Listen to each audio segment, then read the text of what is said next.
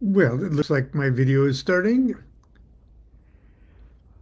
I'm still full from dinner last night. It is the day after Thanksgiving. And, well, of course, at the DuQuette house, we don't have turkey and things like that. We're vegetarian and have been, or lacto-ovo vegetarians, uh, and have been for a number of years. But we still glut out. Constance insists, and we had yams, and we had green beans, not the green bean casserole, but just green beans. And she makes the most incredible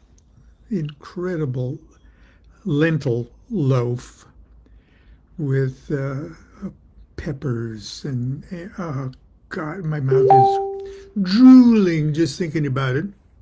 And but anyway, we're satiated. I hope you had a wonderful Thanksgiving too. It was festive around Sacramento, especially our neighborhood here, because we had the a yearly marathon running up and down our street here. But uh, I started to. I've got an idea for today, uh, but in preparing for today, I was going through my library here, and I found something very interesting that I thought I would share with you just briefly. Uh, in 1975, uh, you must be tired of hearing me say, "Oh, back in '75, we did." Well, that's how you get when you're old. But anyway, back in 1975, uh, for about almost 2 years prior to that, I'd been trying to contact the OTO. I didn't know. Uh, the only thing I knew about the OTOs from what I read in the few little Crowley things that I had read, and the fact that the OTO had a promotional card in the Thoth Tarot deck, which I owned, and there was a post office box, uh, and I probably got that deck in 1972, uh, and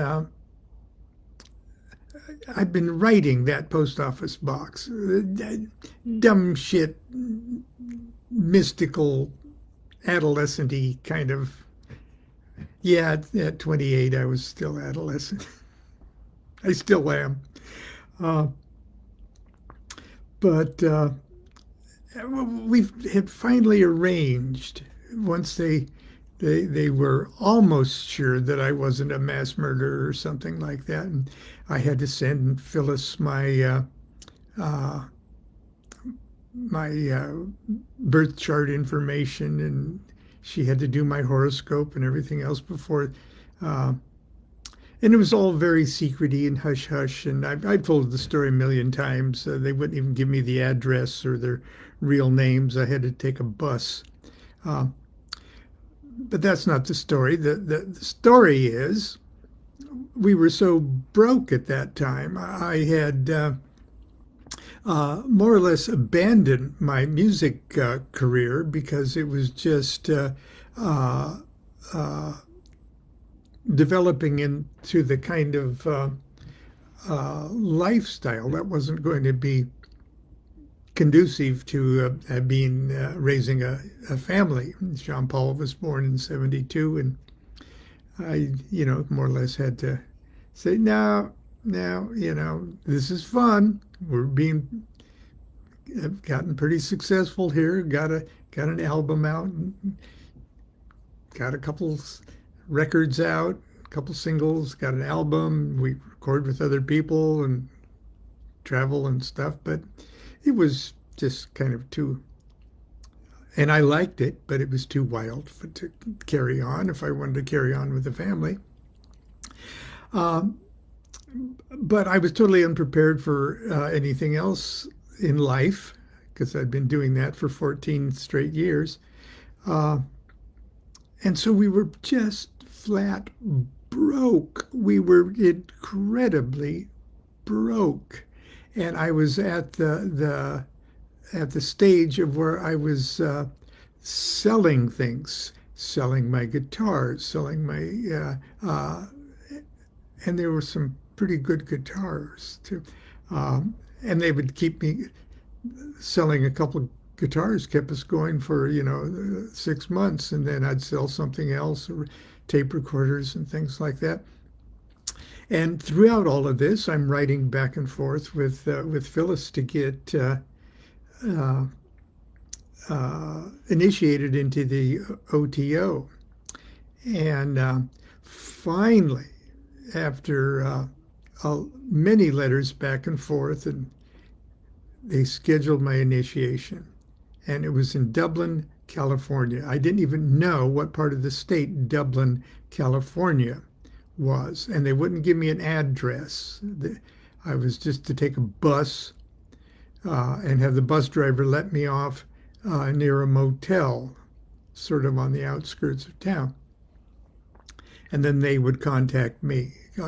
There had been burglaries. Rigardi had had his house burgled and his library burgled. Carl Germer's widow had her house with all the Crowley material in it too, burgled, and she was tied up and put in a closet even. It was scary stuff. So Phyllis and Grady were understandably cautious about strangers coming to their house, especially ones that write such dumb shit letters to them like me.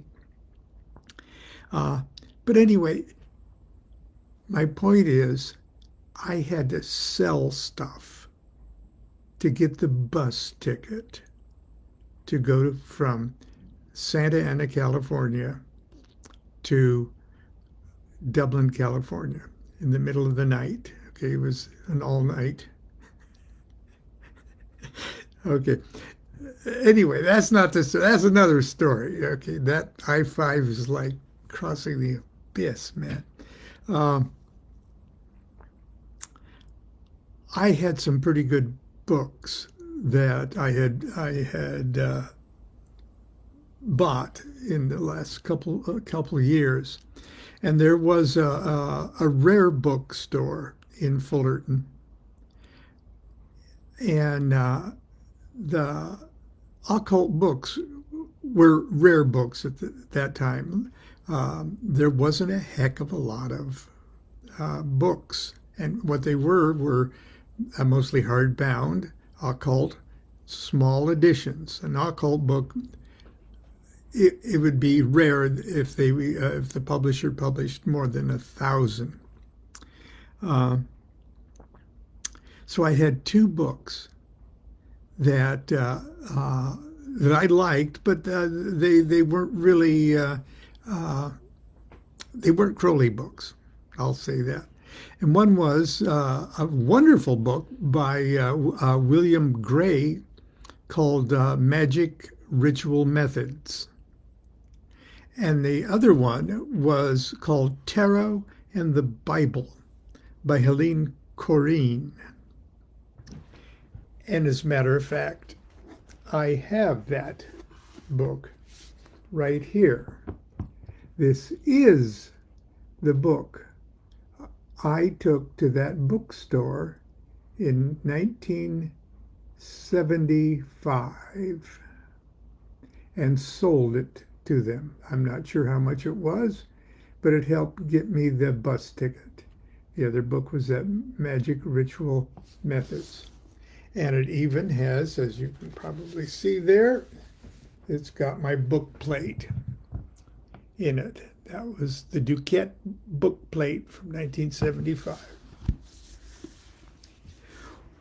Why do I have it now, you ask? That's another story. Oh, I'm going to tell you why. Later in life, I joined the OTO. I would become Lodge Master of Haru Raha Lodge. I would go through all of the OTO degrees, become a officer, a national officer, and an international officer. OTO has been a big thing in my life. It worked out really, really well. That was a bus ticket worth buying. In probably around Christmas time in 1991, 16 years later, one of our lodge members and a dear friend, Richard Wardell, presented this to me as a Christmas present with this inscription, which I'll read to you.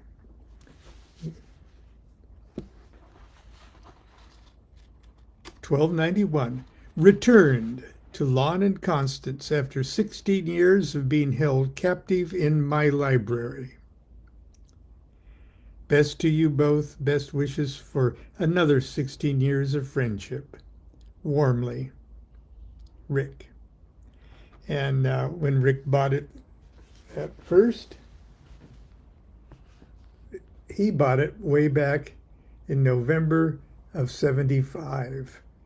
And I joined the OTO on November 15th, 1975. It's a beautiful book.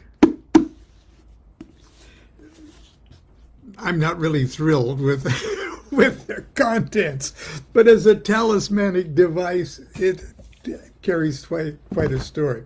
Okay, today's thing, I sort of build it as an experiment because I want us to do something. If you're interested and you're watching this, is only going to take a second of your time, especially if you plan on being with me tomorrow for Saturday morning cartoons. And it's sort of the basic theme is the fact that we're all sated and hung over from our Thanksgiving food, or many of us are, and are probably looking forward to like a 3-day weekend where we just plop down on the couch, watch some TV, and eat those wonderful leftovers. So, in my book, The Book of Ordinary Oracles, okay, and I hope at least some of you have this book. It's truly one of my favorite books. I travel with this book when I don't. There's many books I don't travel with, but I always travel with this one. It's called The Couch Potato Oracle. And after I read this, just a 2-page thing here, I'll tell what little experiment I hope you volunteer to do with me for tomorrow. The Couch Potato Oracle. And I've got an epigraph from Scott Adams' The Dilbert Future. There are many methods for predicting the future. For example, you can read horoscopes, tea leaves, tarot cards, or crystal balls. Collectively, these methods are known as nutty methods. Or you can put well-researched facts into sophisticated computer models, more commonly referred to as, quote, a complete waste of time. I'm being facetious with that epigram. Ancient books of magic taught medieval wizards how to conjure demons and spirits to do their bidding and grant them their desires.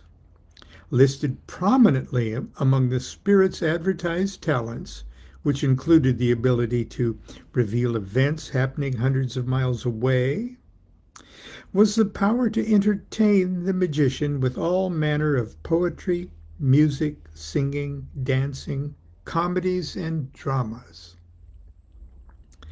Some of the more dangerous spirits could even show visions of naked people doing, well, things naked people do.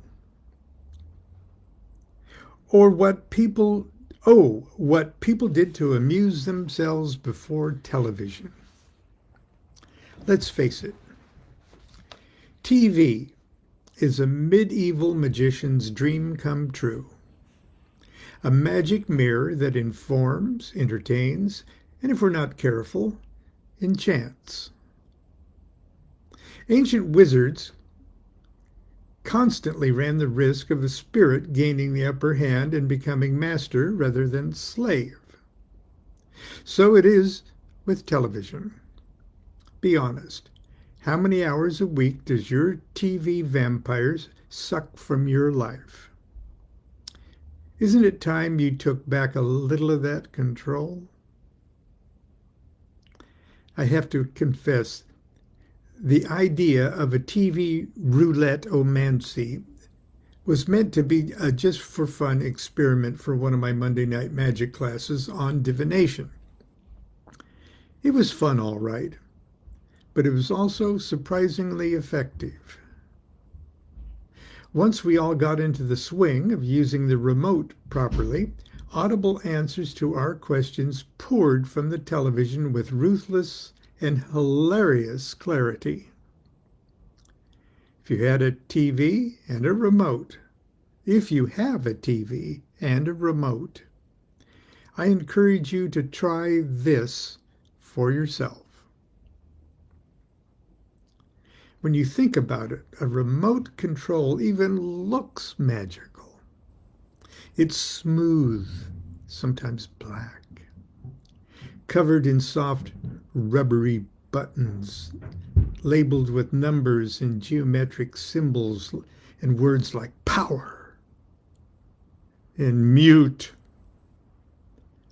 Some manufacturers even call it the wand. The couch potato method is very simple. 1. Make sure the remote control is programmed so that an active channel appears with every flip as you move either forward or backwards through the channel selections. You may wish to include one blank channel to represent no or nothing or try again. Using the remote, mute the volume on the television. So take your remote, have your television turned on, but mute the volume. Make sure you can find both the channel select and the mute buttons with your eyes closed. Use 2 hands if you have to. Close your eyes. Ask your question aloud. It's important that you ask it aloud because you're going to hear the answer aloud, and you want your brain to be operating on that frequency. You want your ears to hear the question, and you want your ears to hear the answer. Close your eyes and ask your question aloud and start flipping. When the spirit moves you, quickly press the mute button to activate the audio. Listen carefully to the first 2 or 3 seconds of sound. Press the mute button again to turn off the sound and consider for a moment what you heard. You only want to hear the tiniest of sound bites. While one word is often enough for your oracular answer, you may want to keep your eyes closed and repeat the process several times and string together the words that you hear. The couch potato oracle, or TV roulette-omancy, can be downright inscrutable with its responses. Don't be too quick to dismiss the answer as invalid. Take some time to think about it. If you feel you must try it more than once, Consider the subsequent answers as a continuation of the conversation. For example, my 90, I guess she was 90 at the time, so this is 5 years before she died. For example, my 90-year-old mother was in failing health. This morning I asked, what can I do to make my mother feel better? 3 consecutive answers from 3 different channels counseled me to bring something to eat, make funny faces. It may embarrass the child, but that's okay. And then I close the chapter by saying I better get off the couch. And I didn't see this. The thumbnail oracle. Every page has a thumbnail oracle. And this one says, hoisted up the flagpole and see who salutes. Well, I'm going to hoist this experiment up the flagpole and see if you salute. I love this shit. Well, I went in our bed. Our remote is, our wand is all stuck in our TV. We got an old TV. I bet our TV is 25 years old. But it worked enough. I just went in before we came on the air this morning. Constance was in there and she was helping me. And anyway, we can only get like one channel clearly here, so it's really easy. I don't have to flip through a bunch of channels. We just got the one. But it was Bob Ross, the painter guy with the big hair, who has that wonderful, relaxing, Zen-like, hypnotic voice. He's just a saint. He's dead now. But anyway, it's Bob Ross. Okay, so I put it on mute, and I asked the question, will the couch potato oracle be helpful to people? And I'm just going to use that as an example. Will the couch potato oracle be helpful to people? And then I took it off mute. And Bob Ross, Saint Bob Ross himself, told me, good. There's a little ripple here, but we don't want too many.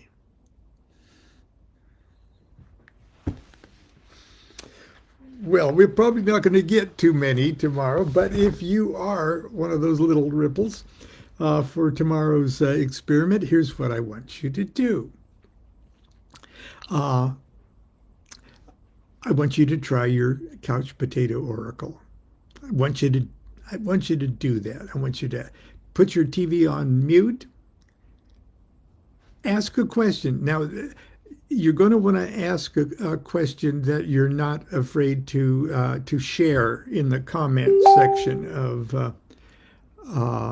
either the Facebook thing or the comment section of if you're watching this on YouTube later today. And I'll look at them both, okay? And I'll write them down and share with everybody tomorrow what your results are. But ask your question. Take your TV off of mute just long enough to audibly hear your answer. And even if it doesn't make any sense, if it just sounds stupid, don't worry about it. Write it down.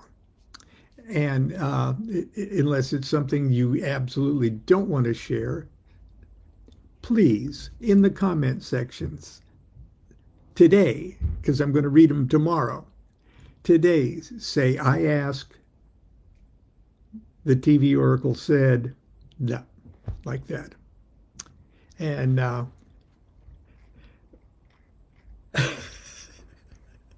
we we don't want too many, but I doubt that's going to be a problem. So at least a few of you, I hope you do that so we can share it tomorrow for Saturday morning cartoons. Anyway, it was fun sharing my story about Rick Wardell. Rick Wardell passed away just a couple of years ago, and we all miss him very much. Uh, well, I got the book out. He did special things to his book. He had one of these beautiful. I don't know if you can see it right here. See, it's one of those stamps. So he took good care of his books. And for the 16 years this was in his library, he took good care of it. So I'm not throwing it away either. Okay, until tomorrow, have a great Black Friday. Just buy a bunch of shit. And we'll see you tomorrow for Saturday morning cartoons. Do what thou wilt shall be the whole of the law. Love is the law, love under will.